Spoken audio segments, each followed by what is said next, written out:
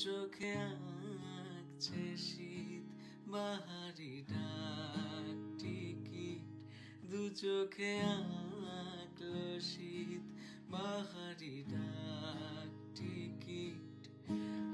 Hello guys, welcome back to my channel. কেমন আছো তোমরা সবাই? আশা করছি ভীষণ ভালো আছো। ভগবানের কাছে প্রার্থনা করি তোমরা সবসময় খুব ভালো থেকো।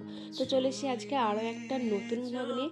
আর আজকের দিনটা ছিল মানে প্রচণ্ড শীত। যেদিনকে পড়েছিল ভীষণ ভীষণ পরিমাণে শীত, মানে এত ঠান্ডা, বাইরে বেরোনো যাচ্ছিল না। 10টা-11টা বেজে গেছিলো, তাতেও কুয়াশাও যাচ্ছিল না, এত ঠান্ডা বাইরে। কি বলবো, তোমরা হয়তো দেখে ভিডিওটা মানে বুঝতেই পারছো যে কতটা বাইরে প্রচণ্ড ঠান্ডা। কতুলপুরে কতটা ছিল আমি জানি না, সেদিনকে সবাই বলছিল নাকি ভীষণ কতুলপুরে। তো পুরুলিয়াতে তো আরোই বেশি ঠান্ডা, যেহেতু পাহাড়ি এলাকা আরও ভীষণ ঠান্ডা পড়েছিল কনকনে। তাই বাড়িতে সব সময় রুম হিটার চলছিল, না হলে থাকাই যাচ্ছিল না, এরকম ব্যাপার। তো আজকে আমি সারা দিন কিভাবে মানে পুরুলিয়াতে কাটাই, মানে একদম সকাল থেকে রাত পর্যন্ত, সেটাই তোমার সাথে আমি ছোট্ট করে একটা ভিডিওতে শেয়ার করব, এটাই ভেবেছিলাম। তো চলো আজকে সেটাই শেয়ার করছি। তো দেখতেই পেলে সব দিদি এদিকে কাছাকাছি করেছিল, হয়তো সেগুলো সব বারান্দায় মিলছে। আমিও ঘুম থেকে উঠে একটু বারান্দায় গেছিলাম, চাটা আমার খাওয়া হয়ে গেছে। এদিকে মোটামুটি দাদা দিদি মিলে রান্না বান্না শুরু করে দিয়েছে, কারণ দাদা তো যাবে অফিস, সেজন্য ওরা এই টাইমটা ভাত করে নেয়, ভাত খেয়ে নেয়। তো সেই কারণে এখানে ফুলকপি মাছের দিয়ে ঝোল হচ্ছে বোধহয়। আর ওই দিকেতে তোমার ডাল হয়ে গেছে, তারপরে পেঁয়াজ কলি দিয়ে বাঁধাকপির তরকারিও হয়ে গেছে, মানে এগুলো দাদা করেছে। আর গতকালের একটুখানি চিকেন ছিল, সেটাও কিন্তু রয়েছে। আর এদিকে ফুলকপি মাছের ঝোলটা হয়ে গেলেই মোটামুটি রান্নাবান্না কিন্তু কমপ্লিট হয়ে যাবে। তো তারপরে এদিকে সানা বেবিও উঠে পড়েছে। সানা বেবি ঘুম থেকে উঠলে ওকে একটু প্যাম্পার করতে হবে, মানে ওকে একটু আদর করতে হবে, ওকে নিয়ে একটু বসে থাকতে হবে। মোটামুটি আধ ঘন্টা হলে ওকে নিয়ে থাকতে হবে, তবে ওর মুডটা ঠিক হবে। তার জন্যই ও একটু কান্নাকাটি করছিল, তাই বড়দিকে বললাম তুই একটু দেখ, আমি ততক্ষণে বিছানাটা গুছিয়ে নিই। তো এদিকে বিছানাটা গুছিয়ে নিচ্ছিলাম। যতটুকু পারছি। বড়দি বলছে তুই পারবি না, তুই রেখে দে, আমি ঠিকভাবে গুছিয়ে নেবো। আমি বলছি তুই বকিস না তো, আমি এগুলো করে করে অভ্যস্ত। আমি আচ্ছা বিছানা বাগাতে পারবো না, এটা কী ধরনের কথা? মানে ওদের মনের মতন হবে না হয়তো, বাট বিছানা কি গোছাতে পারবো না, আমিও ঠিক পারি। তো আমি বিছানাটা মোটামুটি আমার মতন করি, ভালো করেই গুছিয়ে নিয়েছি। তারপর জানি না ওদের পছন্দ হবে কি হবে না। তারপরে বড়দি এদিকে সানাকে খাইয়ে দিচ্ছিল, কারণ অনেকটাই বেলা হয়ে গেছে, সেজন্য সানা যেহেতু ঘুম থেকে উঠে লেট করেছে সেই কারণে। আর আমি এদিকে আর একটা এদিকে ব্ল্যাঙ্কেটটা এখানে নিয়ে চলে আসলাম। আমি দিদিদের কাছেই ঘুমাচ্ছিলাম, আমার একা একা ঘুমাতে ভীষণ ভয় লাগে, সেজন্য দিদিদের কাছে একসাথে, শীতকাল তো সেজন্য অসুবিধা কিছু হয়নি। একটু চিপাচিপি হলে শীতকালতে বেশ ভালোই লাগে। তো এই রুমটাকেও মোটামুটি গুছিয়ে গাছিয়ে নিলাম, জানলার পর্দা সরিয়ে দিলাম, কিন্তু জানলা খোলা যাচ্ছে না, এখানে প্রচণ্ড পরিমাণে হাওয়া দিচ্ছে। আর যেহেতু একদম থাকি ওপরতলায় 5 তলাতে, সেজন্য ভীষণ পরিমাণে হাওয়া দেয়, মানে জানলা খুব একটা খোলা যায় না, ওই 1টা 12:30 না বাজা পর্যন্ত, এরকম ব্যাপার। তো যাই হোক, এদিকে মোটামুটি এই ঘরটাকে গুছিয়ে নিয়েছি। এরপর চলো নিজেকে একটু গুছিয়ে নিই। নিজেকে গুছিয়ে নিই বলে চুলটা একটু আঁচড়ে নেব। চুলগুলো তো মাথায় কিছুই নেই, জাস্ট কয়েকটা মাত্র পড়ে আছে, জানি না আর এইগুলো কতদিন থাকবে। মাথায় প্রচণ্ড পরিমাণে এই শীতকালে ড্যান্ড্রফ হয়, মানে কি বলবো, আর কিছু বলার নেই। 2 দিন ছাড়া ছাড়া শ্যাম্পু করছি, তাতেও কিছু কাজের কাজ কিছুই হচ্ছে না। বিরক্ত লেগে যাচ্ছে চুলের প্রতি, মানে ভালোই লাগছে না, মনে হচ্ছে না এই থাক, চুল আঁচড়বো না, কিছুই করবো না, যেমন হচ্ছে তেমনই থাক, এরকম রেখে দিচ্ছিলাম। তো চলো তারপরে এদিকে দাঁতটা একটু মেজে নিই। আমি যদিও রাত্রেবেলাতে দাঁতটা মাজি, তো আজকে যেহেতু ভিডিওটা করছি তাই সকালবেলাতে করলাম। মাঝে মাঝে সকালবেলাতেও করি, মাঝে মাঝে মানে 2বার করে করি, নয়তো বেশিরভাগটা রাত্রেবেলাতেই করি। তো এদিকে একটু ব্রাশ ট্রাশ করতে এদিক ওদিক করতে বেশ ভালো লাগে। আর এই সময়টা করে খুব আমার বাড়ির কথা মনে পড়ছিল, কারণ আমি এদিক ওদিক করি, এরকম ভাবেই আমাদের সেই সরু দুয়ারটা বারান্দাটাতে এরকম করি, ব্রাশ ট্রাশ করি, ঘুরি, রোদে বসি। কিন্তু বড়দির এখানে রোদের ছোঁয়া পর্যন্ত নেই, রোদে বসতে পারছি না, রোদে ঘুরতে পারছি না, এত মানে ওইটার জন্য বেশি করে আমাকে জলটা টানাচ্ছে। মায়ের জন্য প্রচণ্ড পরিমাণে মন খারাপ, যে একা একা কী করছে। ভাই তো ধরো সবসময় একা একাই থাকে, বাইরে চলে যায়, টিউশনি যায়, নয়তো বন্ধু বান্ধবের থাকে, মাঝে মাঝে যায়।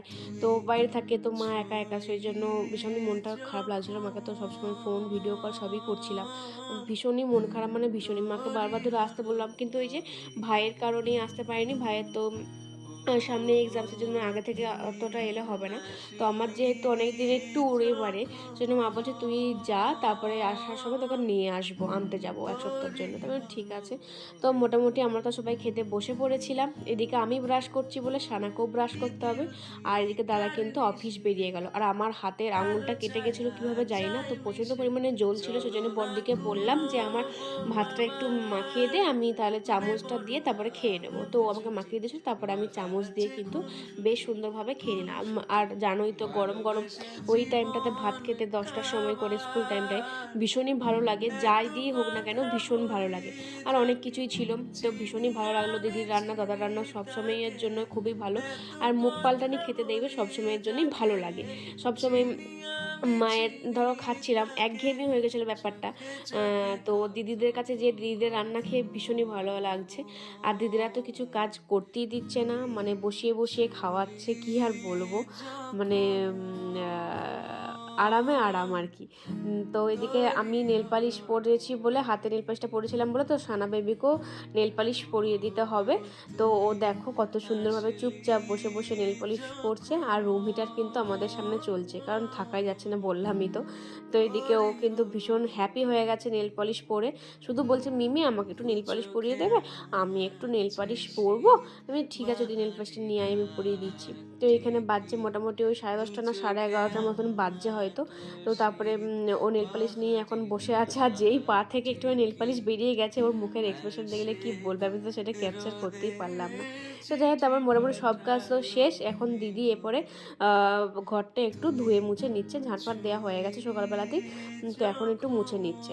তো এদিকে আমি ওকে যতটুকু পারি হেল্প করি, বলতে কিছু তো হেল্প করতে দেয় না, আমি বাসনটুকু মাঝে মাঝে ধুয়ে দিচ্ছিলাম জোর জবরদস্তি করে বাসনটুকু ধুয়ে দিচ্ছিলাম, যে কিছু তো অন্তত করতে দেয়, কেমন একটা লাগছে। বলছে না তুই কিছু করবি না, সেরকম ব্যাপার, বসে বসে খাইয়ে মোটা করে দিবে। বেশ আদর যত্ন পেতে কাদের না ভালো লাগে, আমারও ভালোই লাগছিল। বেশ বসে বসে খাচ্ছিলাম, দাচ্ছিলাম, ঘুরে বেড়াচ্ছিলাম, ঘুমাচ্ছিলাম, কোনো কাজ নেই, একটা আলাদাই ব্যাপার। দিদিরা ভীষণভাবে, মানে কি বলবো, আর কোনো কিছু করতে দেয় না। তো যাই হোক, এদিকে সারাকে একটু পড়তে বসাচ্ছিলাম, কারণ ও তো কদিন পড়াই হচ্ছিল না, সেজন্য ওকে একটু পড়তে বসিয়েছিলাম। ABCDগুলো, তারপরে 1 2 সব কিছুই প্রায় মানে ভালোভাবেই বলে দিতে পারছে। তারপরে কবিতা তো মুখস্থ একদম ঝড়ের মতন সব কিছু প্রায়, তো মোটামুটি ভালোই। তো তারপরে এদিকে আমাদের কিন্তু স্নান দান হয়ে গেল, প্রায় অনেকক্ষণ পরেই স্নান টান করলাম, যা করে কষ্ট করে ঠাকুরকে ডেকে ডেকে। অসুবিধা সেরকম নেই, গিজার আছে, কিন্তু তাও আর কি স্নান কিছুতেই করতে মন যায় না, সেই 1টা 2টো বেজে যাচ্ছে, সে হবে করব এরকম ব্যাপার হয়ে যাচ্ছে। তো যাই হোক, এদিকে কিন্তু আমার স্নান দান হয়ে গেছে, তারপরে আমি একটু ঠাকুরকে প্রণামও করে নিলাম ধূপ দিয়ে, কারণ দিদির দেওয়া চলতো না আর কি, সেই জন্য আমি দিয়ে দিয়েছিলাম। আর এই হচ্ছে আমার স্নান করার পরের লুক। তো চলো, মোটামুটি তো অনেকক্ষণ হয়ে গেল, এরপরে দুপুর হয়ে গেছে, যেহেতু দুপুরের খাবারও খেতে হবে। এদিকে সানা বেবি টয়লেট করেছিল না পটি করেছিল কে জানে, এই মাথার দিব্যি দেওয়া আছে, বর্দি খেতে বসলি ওর টয়লেট নয়তো পটি পাবেই, গ্যারেন্টি একদম। তো যাই হোক, এদিকে কিন্তু দাদা অফিস থেকে চলে এসেছে, এবারে খাওয়া দাওয়া শুরু করে দিয়েছে, মোটামুটি বাজছে ওই 2:45 মতো। চলো আমরাও তাহলে খাওয়া দাওয়াটা করে নিই। তো আমাদের কিন্তু খাওয়া দাওয়া কমপ্লিট হয়ে গেছে, আর আজকে সব বাসন কিন্তু আমিই ধুয়েছি, কিন্তু আমার ভিডিও করে দেওয়ার কেউ নেই, সেটাই আমি জাস্ট এখানে বলছিলাম। তো এদিকে পরে একটু শুয়ে পড়বো, তারপরে সন্ধ্যাবেলাতে কী করছে না আছে সেটা আবার অন্য ব্লগে দেখাচ্ছি। তো আজকের ব্লগটা এই পর্যন্ত, সারাদিন আমার এইভাবেই পুরোটা দিন কাটছে। তোমাদের কেমন লাগলো আমার এই ছোট্টখাট্ট মিনি ব্লগটা, সেটা কিন্তু অবশ্যই জানাতে ভুলবেন না। ভালো লাগলে অবশ্যই লাইক কমেন্ট শেয়ার করে দিও, আর পেজে প্লিজ পেজটাকে ফলো দিয়ে পাশে থেকে দেখা হচ্ছে পরের ব্লগে। ততক্ষণ ভালো সুস্থ থাকবে, বাই।